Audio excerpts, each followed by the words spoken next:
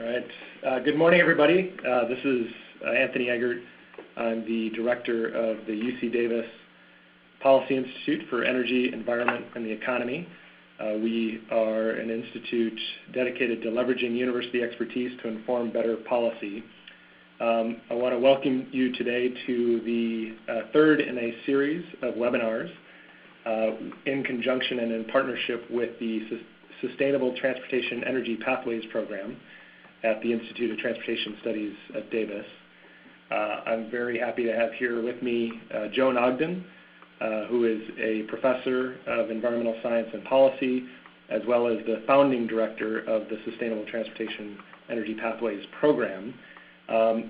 Just to give you a couple of words about how this is going to work today. This is a webinar.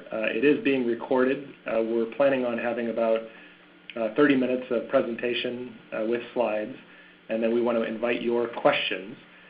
You're welcome to ask questions throughout the presentation. If they are specific with respect to a clarification, make that note and we might take it on the fly.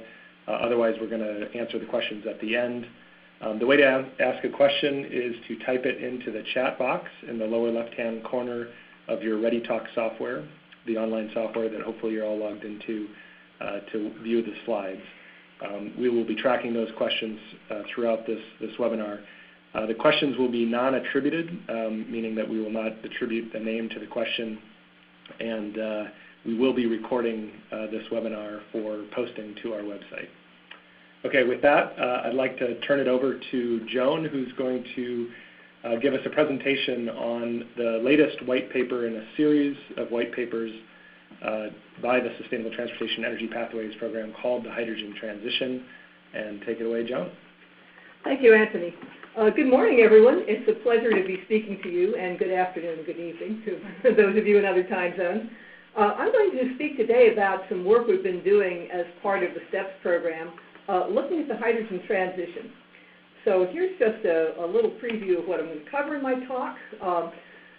Recently, there's been an upsurge in interest again in hydrogen and fuel cells. We're going to talk about the drivers for this, a little review of the tech status for hydrogen fuel cells, near and long-term transition issues, especially early rollout issues and getting to green hydrogen in the long term, the current status of the global hydrogen FCV rollout, some words about hydrogen policy, and some conclusions and recommendations.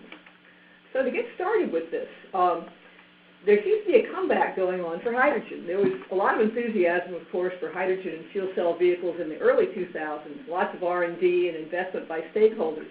By the late 2000s, it appeared that battery plug-in vehicles might be a quicker route to zero emissions, and hydrogen was seen by some stakeholders as too difficult, maybe being decades away if ever. However, early 2010s, new factors are emerging, re-accelerating hydrogen fuel cell vehicle rollout. And over the next 2 to 3 years, we'll see concerted efforts to introduce hundreds of hydrogen stations capable of supporting tens of thousands of fuel cell vehicles in selected regions worldwide, backed by hundreds of millions in public funds around the world and billions in private investment. And if these efforts succeed, it appears that hydrogen fuel cell vehicles might just be a few years behind PEVs in commercialization process, not decades. So what are some of these factors that are accelerating or the hydrogen fuel cell rollout? Maybe the first is automakers' continued commitment to fuel cell vehicles as zero-emission vehicles without compromise. That is, offering good performance, large size, fast refuel time, 300-plus mile range, and building on some of the synergy with electric drive technologies. Hydrogen infrastructure planning has grown more sophisticated, workable, and has incorporated network thinking to a new degree. Plans are developing now. They're realistic with stakeholder buy-in, including automakers partnering with energy and fuel suppliers. There's been a rise of regional and national public-private partnerships around the world, which have been kind of the crucible for forging some of these realistic infrastructure plans that are now appearing. Public funding and policy support are generally trending upwards, although this is perhaps mixed in the U.S., where federal support has declined quite a bit since its high in 2008, although state-level initiatives such as those in California have been trending upwards. There's good prospects for low-cost, plentiful hydrogen, especially from natural gas, and the shale gas boom has certainly helped catalyze renewed interest in hydrogen at the federal level in the United States. There's been success of hydrogen fuel cells in stationary, combined heat and power, and forklift markets, which gives more confidence in the technology. And hydrogen fuel cells have been recognized more and more as a key technology for a low-carbon energy future. And a number of important studies, such as those done by the International Energy Agency, for example, and YASA and others, highlight hydrogen fuel cells as an important transportation technology in a very low-carbon future. There's been interest in hydrogen also as a storage medium for intermittent renewable energy as we incorporate more wind power and solar power into grids. Transition costs appear manageable, and long-term benefits, according to a new National Academy study from last year, far exceed the transition costs. Finally, there appear to be at least 3 regions where expertise, stakeholders, and funding are at the right level for a successful rollout. These slides just show a little bit of the progress in fuel cell vehicle technologies. The 100% level, at that level, the technology meets the goal set by DOE and industry for commercialization. Durability for fuel cells, we're getting there. The range for fuel cell demonstration vehicles has already exceeded the 300-mile goal. Fuel economy and fuel cell efficiency are pretty much met the goals. Fuel cell system cost and storage costs are still a bit high and have to come down, but looking at the bottom graph on that slide, we see zeroing in on the fuel cell system cost, we see projections from the Department of Energy at what the cost would be at high volume, being 500,000 units a year, and we see this is now on the order, they estimate, at $55 a kilowatt. And so we're progressing toward the targets rapidly there, shown in orange, which is definitely a good sign. This is a graph from the new National Academy study from 2013, where they looked at the projected costs in mass production of different advanced vehicle technologies. And we see here at the bottom is the ICE. This is the traditional gasoline internal combustion engine car. And on the y-axis here is the cost, incremental cost of the vehicle, and compared to today's gasoline car. And this goes up because they push efficiency as hard as possible in this study. They also have costs here for fuel cell vehicles and battery vehicles. And interestingly enough, in this study, unlike some others, when you get out to maybe 2045 time frame, we get fuel cells and battery cars being cost competitive with very efficient ICEs. So that's an interesting result. It indicates that with mass production and learning and R&D, the long-term cost of fuel cell vehicles could be comparable, first cost to that for gasoline vehicles. This is a study from the International Energy Agency, and this shows a long-term potential of fuel cell vehicles for helping meet climate goals. We have 2 graphs here. The one here on the left shows a so-called 4-degree scenario. That's a scenario where the average global temperature rise is limited to about 4 degrees. And this shows the light-duty vehicle sector. So this is passenger vehicles here, light-duty vehicles. And we see some advanced vehicle types coming in here. The green and orange ones, dark orange ones here, are electrified vehicles. For the most part, this one relies on more efficient ICEs and some electrification and hybridization. But look what happens when we get to the improved case, which corresponds to meeting a 2-degree goal, which many climate scientists think is a level we would need to avoid the worst effects of climate change. In this case, we see a lot of use of electrified vehicles. This bar here represents the fuel cells plus plug-in vehicles, and we see that they account for over half of what's on the road in 2050 in order to meet this low-cost scenario. And other models have found similar kinds of results.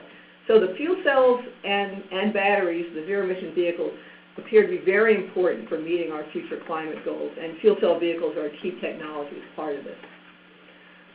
Another long-term driver for hydrogen is its potential as flexible storage for renewable energy. And this graph is from a paper that was presented last year. We see here wind power going through an electrolyzer to make hydrogen. And the hydrogen can be used quite flexibly in different applications. It can be added as an add-in into the natural gas grid. It can be reconverted to power. It can provide mobility, which was largely what we're talking about today for vehicles. So this is a flexible energy storage mechanism, and as a result is getting lots of interest around the world in concepts such as power to gas and also using excess intermittent power from wind and solar to make fuels. Okay, so some words now about progress going forward over the last couple of years in developing this fuel cell vehicle rollout.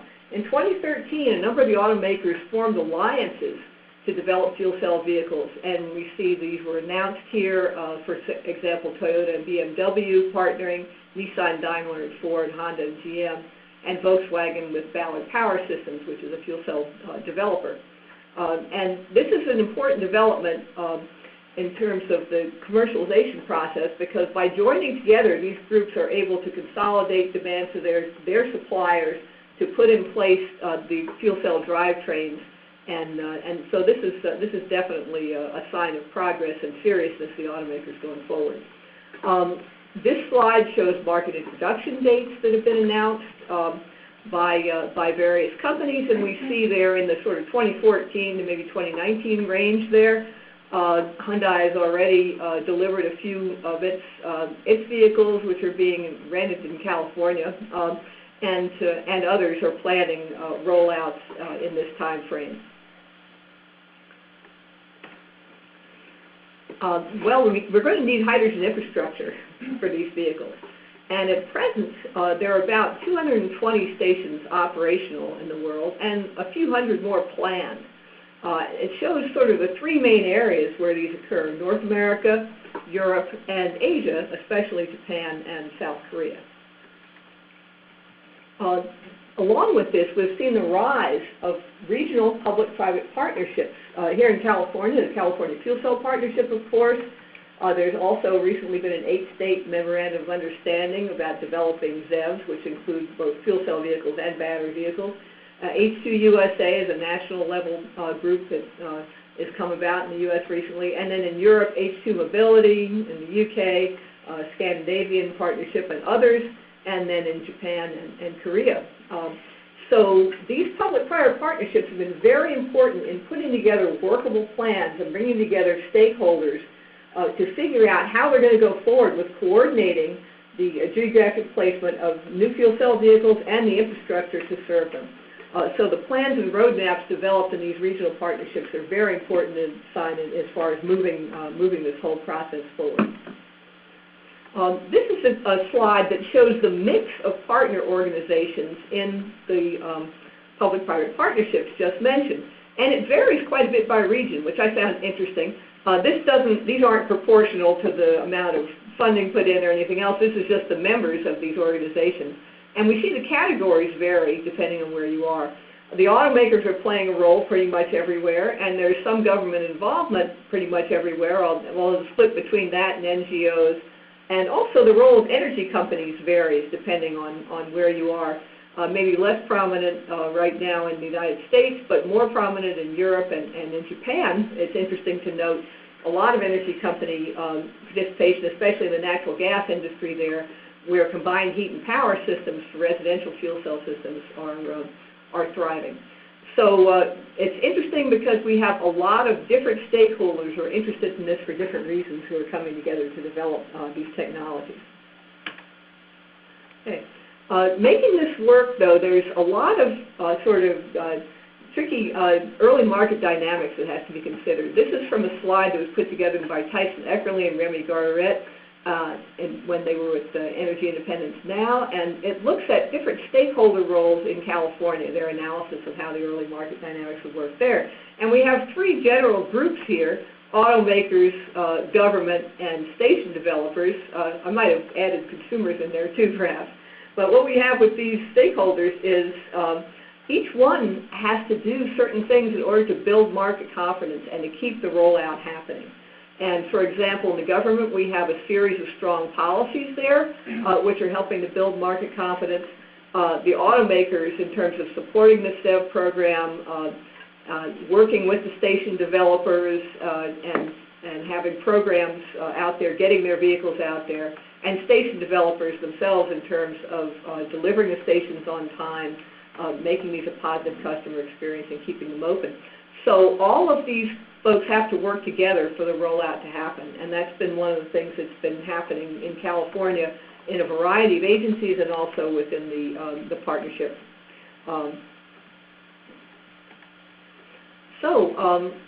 Interesting other things have been happening. New thinking has been emerging on hydrogen infrastructure, and the planning has become much more sophisticated. We've gone from kind of one-of-a-kind demos that were common maybe 5 to 8 years ago, single stations, proving those concepts, to system thinking and network concepts.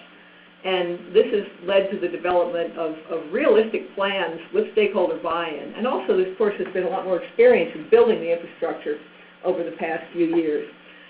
So California actually gives a good example of how thinking has evolved. Those of you who remember back to 2004, the California Hydrogen Highway, the initial announcement was that we'd be locating stations every 20 miles along the interstates. The problem was this didn't adequately serve hydrogen vehicles in cities, which is where most people in California live. So the solution was really to focus the infrastructure mostly in cities with a few stations along interstates to allow intercity travel. The California Hydrogen Blueprint Plan 2006, that plan suggested optimized urban hydrogen infrastructure based loosely on the existing gasoline system. And we found there that for good access, you might need hydrogen at something like 10 to 30% of gasoline stations. In LA, this would be about 400 stations just to get started. So this is still a fairly large number of stations. And the next advance really in thinking, the current paradigm, is a regional cluster strategy. Here, fuel cell vehicles and hydrogen stations are placed together in clusters that are identified by stakeholders as potential early market sites, and then connector stations are added to facilitate regional travel. With this kind of strategy, you can have quite a bit fewer stations because you locate the early users and stations together. But still, in designing these regional systems, big questions are how many stations do you need, and where should they be located? Just a word on adoption of fuel cell vehicles. Right now, we have a few estimates of how fast this might go, although, and recently, by the way, I might mention just within the last month, the California Air Resources Board released a report where they had the latest projections for a survey on where this might go. But it's an interesting question whether fuel cell vehicles might follow a similar path to hybrid vehicles, gasoline hybrid vehicles, and PEVs. And this graph shows electric drive vehicle annual sales over time for several different technologies. Here's the gasoline hybrid, and we see this was introduced in the U.S. in 1999 and built up, and now is taking off, and there's something like 500,000 sales a year. If we plot the PEVs and BEVs recently, starting in about 2010, we see a somewhat similar slope and trajectory, maybe even a little faster, for these types of vehicles, PHEV being plug-in hybrid electric vehicle, and the battery electric, pure battery electric. It's also interesting to look at the cumulative sales. So getting an idea, well, is this similar to what people are projecting for fuel cell vehicles? The cumulative sales in the U.S. for hybrids was about 1 million after 8 years after market entry, and 2 million 11 years. This is comparable to the U.S. goals, assuming here that fuel cell vehicles capture 50% of the 3.3 million ZEV goal, national 8-state MOU goal in 2025, which would be 11 years after FCV intro. So if that unfolds, we would be sort of in a similar level to perhaps what happened with hybrids, although this is somewhat conjectural because we'll need to wait and see how things actually unfold. This is a network scenario that we put together. It's actually based on an earlier version of the survey for vehicles that came out in 2010, although when I plotted these on top of each other, they weren't that different actually. But this shows demand building up, and this is the number of fuel cell vehicles in the fleet, starting with a few hundred, building up to thousands, and then tens of thousands by year 7. And notice I don't have a year number here, but if we think about year 1, we're probably thinking about 2014, 2015 sort of thing. And then we have then we have stations that we build. And in this example, we based them on compressed gas truck delivery, although you could certainly do this for liquid hydrogen as well. And we built up the number of stations over time here as the number of vehicles build up, and ending up with about 34,000 vehicles and 78 stations after 7 years. Plotting this and extending it a little bit, this is again our regional rollout scenario. This is the number of sales per year, and this is the cumulative number. This is the number that are on the fleet. And by year 11, we were at about 250,000 vehicles projected in California in this scenario. Going out now, we now plot what happens in terms of the number of stations. So this is the number of stations to meet that vehicle demand. And by the time we get to year 5 or 6 here, year 7 is our 78 stations that we talked about. And then we go up to 100 stations and up to and beyond 200. At first, it's interesting to note the green graph is the station network capacity factor. So we build this whole network of stations, but they're not fully utilized at first. So the capacity factor is relatively low. That's a measure of how much hydrogen actually gets pumped out compared to the capacity that could be if it was maximal. So initially, we're kind of low. We're about 30% because we're building stations and they're out ahead of the fuel cell deployment a little bit. And so it takes a while for them to be fully utilized. By the time we get out here to year 10, we're up at 70%, so we're fairly fully utilized. Also, this graph here shows the average station size in kilograms a day. Just rule of thumb, 1 kilogram a day serves about 1 fuel cell vehicle. So if you have a station that has 500 kilograms a day, that station could serve at its maximum level 500 vehicles, a fleet of them out there. So we go from smaller stations initially, which we need for coverage for early adopters. We need to have enough stations out there so people can get to them in a reasonable amount of time. And then we have higher capacity stations over time as the number of stations and the number of vehicles builds up. So that's the scenario. And from this, we were able to estimate the investment to launch a regional hydrogen fuel supply. How much would you have to spend to get this network to the point where it could produce hydrogen at a competitive rate? And we find that this happens perhaps after about 5 to 7 years. Initially, we're building up stations and we're investing capital. By the time you get out here in this range, we have maybe about 100 stations, and we've invested somewhere between 100 and 200 million capital investment to reach hydrogen at less than $7 a kilogram. This assumes that the fuel cell vehicle market is growing rapidly. So this says ballpark numbers.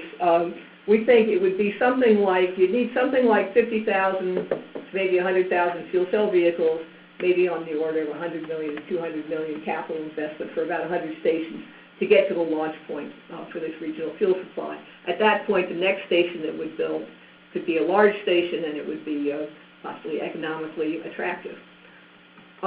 This is a U.S. level estimate that we did for the National Academies a few years ago. This looks at producing hydrogen across the United States in a series of lighthouse cities. So the previous one was a regional study, loosely based on Southern California. This study assumed we went to about 25 different big cities in the U.S., one after another. And it looks also at the cost to buy down the cost of vehicles. So what's shown here, these are private costs now, no social costs or benefits included. What's shown here is the added cost for building, for buying vehicles. So the vehicles in this model cost a little more than a gasoline vehicle, which pay a little extra. But at the same time, pretty soon we start saving money because the hydrogen fuel cent per mile is actually becomes less than the gasoline cent per mile. That's because the fuel cell vehicles are so efficient, very energy efficient, and also because of projected rising costs in gasoline as well as falling costs in hydrogen. So when we balance these two things, we add these two things up, private costs, the extra cost for the vehicle and the cost for the fuel, benefit for the fuel, we get what we call a cash flow. This goes positive and eventually becomes strongly positive. And to get to this point, to this transition point, we estimate we'd have to spend tens of billions of dollars nationally, perhaps over a 10 to 15-year period, mostly on vehicles. These transition costs are much less than the money flows in the energy system. For example, it's projected that For the oil and gas system, it would be on the order of $1 trillion over the 2007 to 2030 sort of time frame. So the transition costs appear manageable at the national level and I would say at the regional level, which is interesting. Now taking even a longer view, and this is a graph that was put together by the National Academies Committee, and look at the long-term benefits of making a transition. This is a transition to hydrogen fuel cell vehicles using their mid-range technology assumptions, so we showed those a little earlier for the vehicle costs and so on. But what we see here, this is the net present value, and it goes strongly positive. Down here, the negatives are the costs, but look at all the benefits, and so what we find here is that the long-term benefits vastly outweigh the initial transition costs. And these benefits include petroleum reduction, greenhouse gas mitigation, savings on fuel costs, which go back into the economy, and a number of things like that. So this is a great report, by the way, to get a look at this. But what this shows is that there are long-term benefits, social benefits, even in addition to those breaking even just on the cost basis I showed in the previous slide. Okay, long-term, to get the full benefit out of hydrogen, we want to go to green hydrogen, meaning hydrogen that's produced with very low emissions of carbon. And there are a number of ways to do this. One is fossil with carbon capture and sequestration, or CCS. Another is going to renewable electrolysis, for example, powered by wind or solar. Chris Yang and myself wrote a paper here, and he ran some cases using a model he developed called H2 Time, where we looked at the well-to-wheels carbon cut in 2050 and different scenarios for meeting that in terms of what the fuel supply would be, and so for hydrogen. So we want to have very low carbon hydrogen, 90% cut, 80%, 65, and 30%. And these are different scenarios for the hydrogen cost over time, and it comes down over time. As we get to higher cuts, which are these higher curves here, we show it costs more to reduce carbon more. And so what we end up with here is maybe a premium of about $1.50 a kilogram to go to this very low carbon future. If we don't allow CCS, then that brings more reliance, for example, on electrolysis and a slightly higher cost there. And again, the reference here is paper, all the details. But there are pathways to get to green hydrogen that are not horrendously costly, I would say. Let's take a look at what's been going on in the public funding and policy arena. These are trends over the last few years in public funding for hydrogen and fuel cells in different countries. And we see here that the EU, Germany, Japan here, United States, and South Korea are all in the range of $100 million or more. And generally, the trends have been going up. Although in the United States, actually, the trend has gone down roughly 60% since its maximum. But total global public funding here is $1 billion a year. I might say there's also some regional stuff like California shown here, as well as some of the individual countries in the EU. Upward trend. And this public funding leverages, an estimate by the DOE said, about 6 to 9 times in private funding. So the public funding is part of it, but there's also a tremendous amount of private funding going into these technologies around the world. Okay, this lists some hydrogen policies in different places in the world. And quite a variety of things are being tried. There are many countries that have vehicle purchase subsidies. Some have tax exemptions, vehicle perks such as HOV lanes, that's high altitude vehicle lanes, free parking, sometimes free fuel, or subsidy in fuel are in place. These are meant to incentivize the consumer. So there are different targets for these policies. These are all to help the consumer make the decision to incentivize them to buy a hydrogen fuel cell vehicle. The auto companies, there are regulations there, both in terms of zero-emission vehicle regulations and fuel economy targets, which come to bear.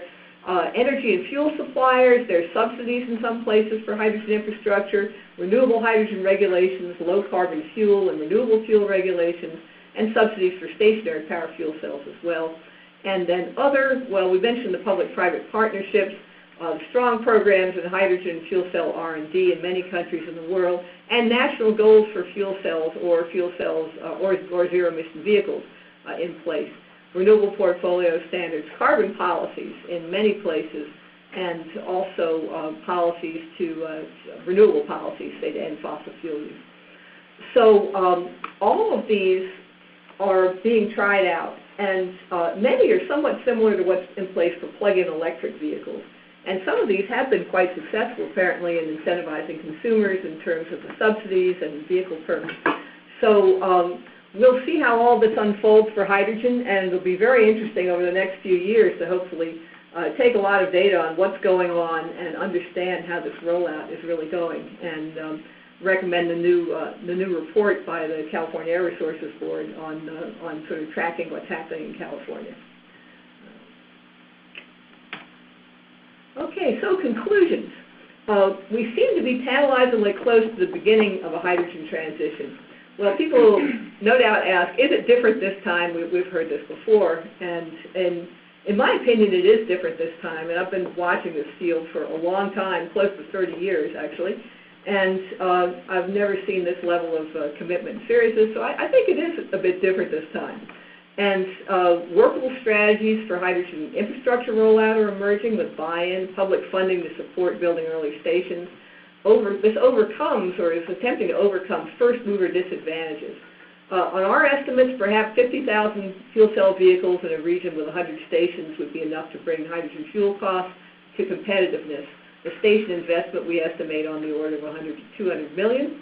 And it appears to us there are at least 3 regions in the world where the expertise, stakeholders, and funding are coming together to support this kind of rollout.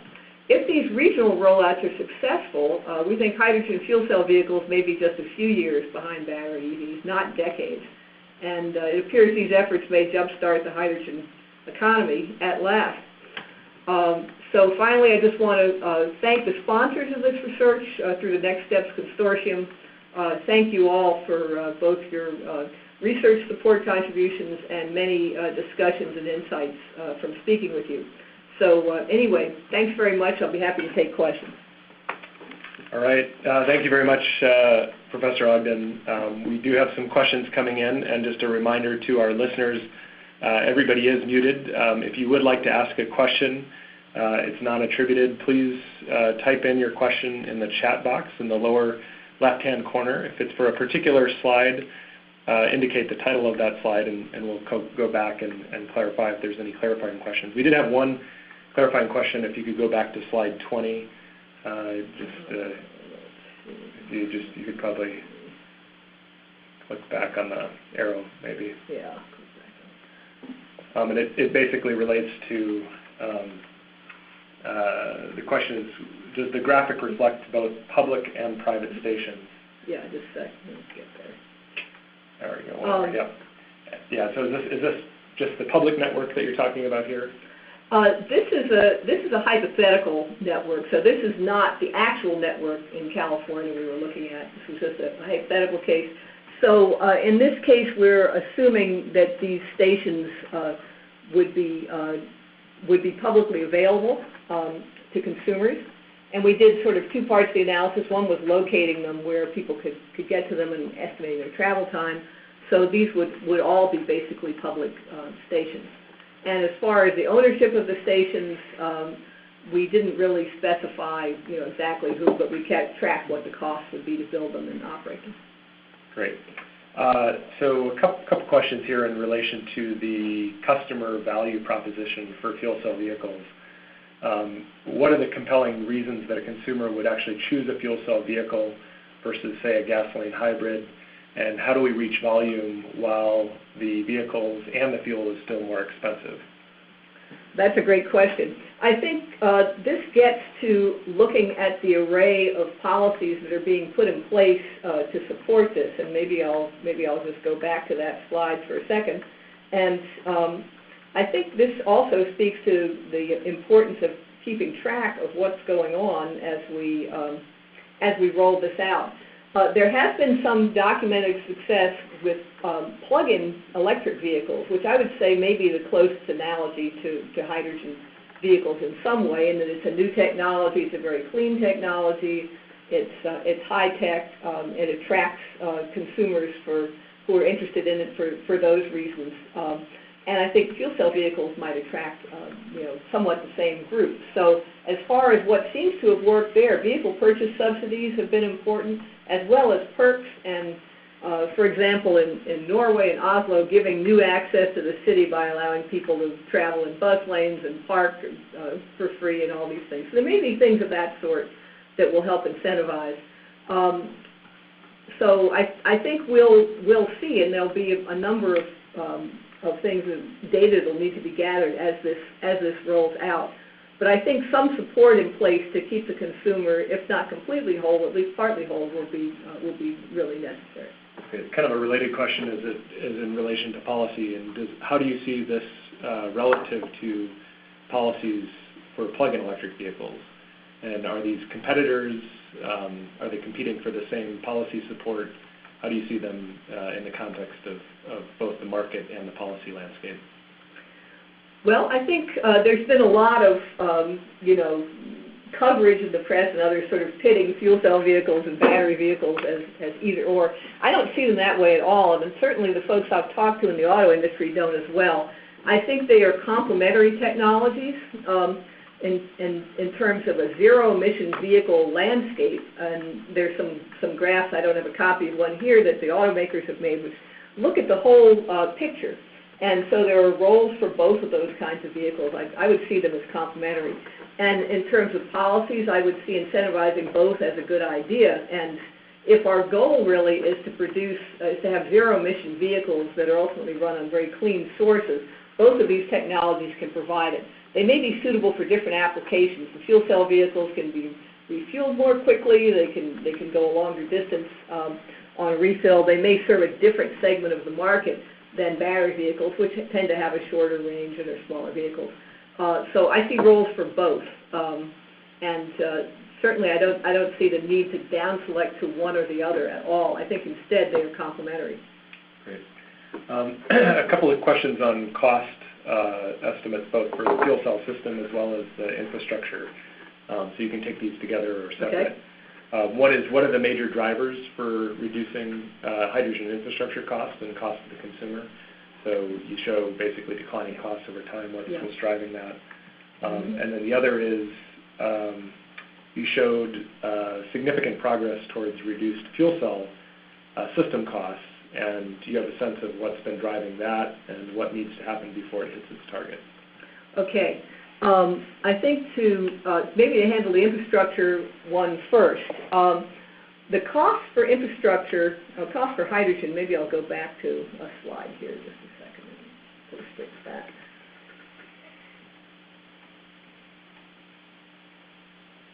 Okay, there are several things that lead to a reduction in cost for hydrogen. In this scenario, for example, we're going from smaller stations to larger stations. There's some scale economies in going to a larger station, and that will bring the cost down. We also are going to, in the longer term, be manufacturing more and more stations, which will give more experience and lower cost. The costs I showed are based on quotes that I got from talking to folks in the industrial gas industry for compressed gas hydrogen delivery. And those costs may ultimately come down, and we may also see things like on-site reformers and so on. The other is capacity factor. Initially, when you build a network of stations, they're not going to be fully utilized, which will mean the cost of hydrogen will be higher. You have to charge more for hydrogen, as it were, to pay that back. And so that cost will also come down as we more fully utilize the station network that we build. So those two things are both important, and of course there's technology progress too that's projected. The cost of the stations will come down with learning and with more of them having been built experience. Okay, so the same question for the fuel cell system on your chart, which I think was back maybe on slide 10 or. Yeah, let's see where that was. You show it as being actually earlier. Earlier. Okay. There we go, 5, I think it is. 5, yeah. You show that as being on the lower part of the chart. You show fuel cell system costs estimates being within sort of shouting distance of the commercialization target. Sort of what's been the major contributors to that progress, and what needs to happen to get to the final? Well, I think there've been a whole number of things with reduction in materials use, such as platinum, and improvements in materials, and better designs in terms of the heat management, and a whole raft of things. And my colleagues at the Department of Energy are really more expert on the details of this than I, but I'll refer you to the source shown on there and to some presentations that have been given at the annual merit reviews for the hydrogen and fuel cell program that go into a lot of detail on how these simulations are done and projected to high volume, and where the cost reductions are coming from. And as I understand it, to bring them down further, there's more work needed on advanced materials in the fuel cell in order to accomplish that. So anyway, I'll just say that and then refer people to more detail to those reports, which really have it documented very well. Great. So the next question here is in relation to sort of the other market segments for fuel cell vehicles, non-passenger vehicles, so medium duty, heavy duty, goods movement. Do you have a sense of the extent to which fuel cells and hydrogen can play a role in the non-passenger vehicle market segments? That's a great question. I think we're looking at that a little bit as far as hydrogen use in heavier duty applications. And there are people actually looking at hydrogen use in all segments of transportation, pretty much heavy-duty trucks, but also rail and ships and even aviation.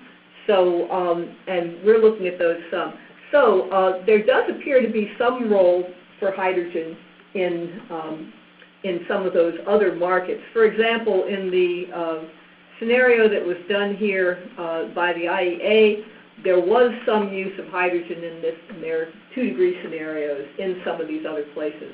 So I think if you look at maybe not the heavy long-haul trucks, but trucks that move around cities and that sort of thing, there would certainly be a role, interesting potential role there for hydrogen, especially if you're in an area where you want to minimize air pollutant emissions. You want to go from a diesel platform, let's say, to a zero-emission platform of some kind. And so I think there certainly could be roles there.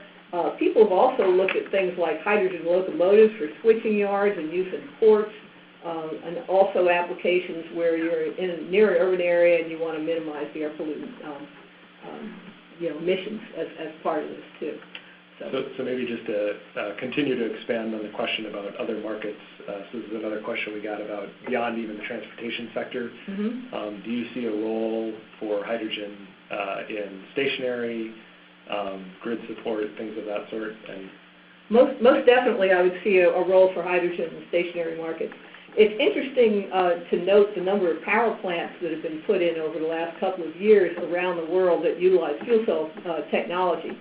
Some of these are molten carbonate fuel cells, some of them are PEM fuel cells, and they range in size from tens of megawatt levels to smaller systems all the way down to combined residential heat and power. One thing that was mentioned quite a lot is that distributed generation is really attractive, especially in dealing with unplanned disruptions to the power grid. When Hurricane Sandy hit the East Coast, one of the only power supplies running on Long Island apparently was a fuel cell that kept going. It still had access to the natural gas that was being reformed to run it. So I think also there's a lot of interest in these combined heat and power systems in Japan and Europe. As far as using hydrogen as long-term storage, there's a lot of interest showing up there, especially in countries with grids that are incorporating a lot of wind power. So in Northern Europe, you hear a lot about this, increasingly in North America as well, as we move up the wind utilization. So I think there's definitely interest there. In some ways, and the flexibility of hydrogen does give you the option to use this in different ways, to supplement natural gas. If you wanted to do power to gas, use it as a transportation fuel, or even use it as electricity storage. Great.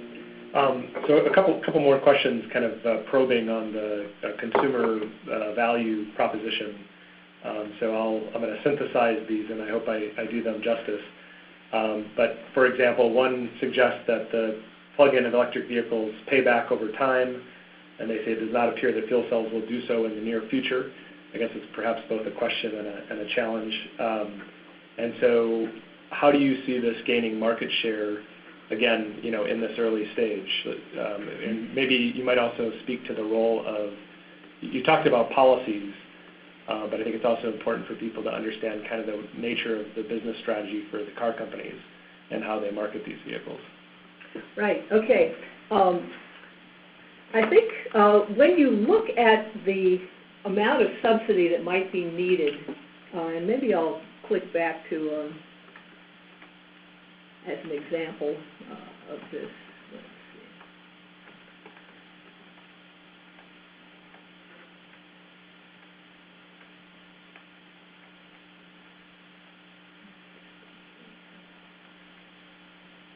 see. Okay, this was a national level study, and it looked at we looked at the subsidy that might be needed for vehicles until you got to a point where you sort of broke even, where the economy was indifferent to having fuel cells, and then after that, fuel cells gave you a better economic outcome. That is where this cash flow curve goes positive. If we integrated all the subsidies we have to pay for vehicles, basically this light blue line here, and looked at that chunk, we found numbers on the order of maybe $5,000 or $6,000 a vehicle for the first roughly 5 million vehicles. So this would be, the subsidy number is, we found was on the order of maybe $40 billion spread over these millions of vehicles.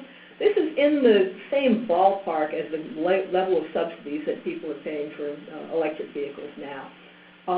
So we may have to stick with this for a while. We estimated, something like a 10-year transition period in terms of the buy-down. And so I think one question is, and a similar level, by the way, is this similar level to what you would find in terms of subsidies for battery vehicles or for plug-in hybrids. So if we want to really help incentivize a zero-emission vehicle world and get consumers to buy them, it may be that we'll need to do this. Now, comparing that $40 billion spent over roughly 15 years to other expenditures in the energy system, it's actually pretty small. Maybe give a reference of what we spend in the U.S. annually on transportation, fuels, or vehicles. I think, let's see. I don't have that slide in this pack, but about a trillion. This is vastly less. It's less than a percent, or I guess maybe a percent or so, a few percent. Comparing it to what's spent on the oil and gas system, let's just say the part of the oil and gas system that deals with refineries and pipelines and stuff like that, not the exploration and production. If we did that, we'd be less than 10% of that. So there's a paper actually that Lew Fulton and myself and Dan Sperling are going to be putting out pretty soon that compares these transition costs. It's quite a bit less, at least an order of magnitude less than typical money flows in the energy system, and quite a bit less if you figure in the whole cost of the car and everything what we spend on transportation. It's really a fairly small number. So I'm sure all of us can think back to things that we spend on the order of $3 to $5 billion a year on in the United States. So anyway, hope that helps. So coming back again, still sort of focusing in on the business case or the cost issues. Like if I'm a independent station operator, what would be the decision that I would make? In other words, what would be the factors that would lead me to say, hey, this is something that I see, there's a potential business case here that I could make a profit. Sort of when does that happen, and how does that happen? And then what, maybe to take a couple other questions here, how do you see the evolution of the provision of hydrogen? Because there are these different ways of producing, distributing, dispensing it. How do you see that playing a role as this rollout occurs, or transitioning? Okay, that's great set of questions. So from the point of view of the single station operator, we did a number of calculations roughly on that for our scenarios. And what we find is from the single station operator, one of the things that you would want to see is that the market is robust and growing. So if you build a station, invest in it, you want to be sure that after a couple of years, maybe you give it a few years to build up, you're going to be fully utilizing that hydrogen system that you put in. So that's one important thing. The other is scale. Building small stations, there's some sort of fixed cost of building a station. that are almost as high for building a 100 kilogram a day station as they would be for a 250 kilogram or 500 kilogram. So you want to go to the larger capacity stations. That also means you need to have a robust market growing. And so if I were looking to get into this, I might say, well, I want to see that the demand is going to be growing. I want to see at least a pathway to putting in a fairly large station, and I would want to have, I think those might be the main things. Also, we are seeing advancements in station technology. I'd want to maybe keep abreast of that. So if those things are met, and there's a paper I can post too that Mike Nicholas and I wrote, looking at some of those kinds of costs. I think that would be attractive. Okay. After time. So maybe coming up to the macro level, if you go to the next slide, just maybe a question of clarification. This one? Yeah, so this is the National Academy study, right. slide 23. Mm-hmm. So this reflects both private costs and public costs. Yes. And do you want to say maybe a little bit about the breakdown of the benefits that accrue to both public and private sectors? Well, if you look at the kinds of benefits that accrue, they're plotted here. Let's take GHG mitigation. So I believe this report looked at various benefits of reducing greenhouse gas emissions. And this could come in terms of the environment. It could come in terms of which comes back into the economy. So it did an accounting of what it would mean to reduce greenhouse gas emissions by the amount that you would if you put hydrogen and fuel cells in. This one here is uncounted energy. That actually means the amount of savings of fuel over the lifetime of the vehicle, the fuel cost savings, because as we know, fuel cell vehicles are very efficient. And even in this world, in this report, which had very efficient ICEs, you still save money at the gas pump every time you went there, because the hydrogen got more travel per mile because of the efficiency. So that's a kind of an economic benefit that would go really to the consumers who were buying the fuel. Their petroleum reduction is shown here also in red. That has to do with disruptions to the economy that happen when you have spikes in petroleum prices. And Dr. David Green, who was one of the folks on this study, I know has studied that, and Paul Leiby at ORNL extensively, and I think they brought some of that kind of thinking in here. So there are a variety of places where these benefits would come in. Great. So we have time for maybe a couple more questions. There's a few more coming in. So again, if you have a final question, just type it into the chat box in the lower left. If we don't have time to get to your question, please follow up with us. We may be able to answer it directly.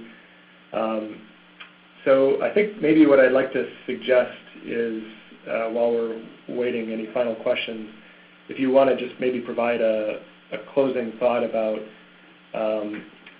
given hydrogen, which exists in a competitive market, not just with gasoline, but a number of other alternatives that are, competing at least for mind share as it relates to achieving our energy and environmental goals.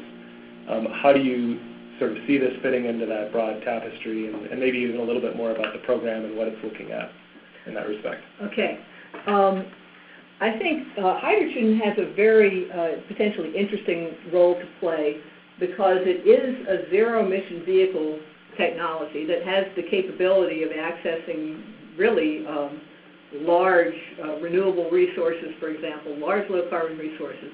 And it also has the potential to provide a long range, good performance, fast refueling time. So we can use it, a fuel cell car, pretty much like we use a gasoline car today to do the same kinds of things. Battery cars, you can do a lot with those too, but I think there are going to be segments of the market, just as there are people that want different kinds of gasoline cars today, there are going to be people that want different kinds of ZEVs. So I think to the extent that we go to a zero-emission vehicle world, which I see lots of evidence that we are going to need to have these technologies, and we're going to need to deploy them at large scale, I think there's a real role for hydrogen fuel cells. As far as having watched these technologies for a long time, fuel cell vehicles are amazing, having seen the first models of them and where they are now. I think the seriousness of effort around the world is very encouraging that we're going to give this technology a really good try. And what happens over the next few years is going to be very important, and I hope we'll take very good notes on what's happening, what consumers like and don't like, what policies are effective in incentivizing sales and building infrastructure, and how the rollouts go in different parts of the world where different motivations and stakeholders may be involved. So I think it's a really fascinating time for hydrogen, and this year and especially next year, the next couple of years are going to be really critically important to seeing how this goes. Great. I do want to, there's a couple other questions that just rolled in that relate to the implications of hydrogen for the electricity grid. Mm-hmm. So, you talked about some of the potential uses of fuel cells as it relates to the power sector, but that's also potentially a source of energy for the generation of the fuel. Mm-hmm. Do you have a sense of how, if we're looking forward to scenarios that achieve deep reductions in greenhouse gas emissions, mm-hmm. the impact of hydrogen and the hydrogen economy on the grid? Do you have anything to say about that? Well, I think there's going to be more and more interconnection between hydrogen and the grid. And if you are going to a system that relies on electrolysis to produce hydrogen for various means, that, of course, will be a consumer of electricity. There may be some electricity produced back, or the hydrogen may be used in more fuel-type applications. I think that's going to be really determined by the local nature of the resources. For example, if you have a lot of wind power that's underutilized that you'd have to spill, that's an interesting situation for electrolyzing it and then using that energy for something. I think in terms of its impact on the grid, in terms of being a consumer of electricity, it pretty much electrolytic hydrogen looks economically most attractive if you have what are called market-challenged electrons. That is, electrons that you maybe can't sell. Maybe they occur at night when the demand is low, something of that sort. So, or else you have a need for storage to deal with the intermittency in a grid that's very renewable intensive. So I don't think there's a concrete answer that works in all cases for this. It really is kind of a regional question, and it would be very interesting to see what happens with that. Excellent. All right. Well, thank you very much, Professor Ogden. I hope, and thank all of you for taking time out of your day to join us for this webinar. I hope you found it useful. You will be receiving a survey, so we'd love to hear from you, feedback on how you found this webinar and how we might improve and go forward with other webinars in the future. This is, as I mentioned, part of a series.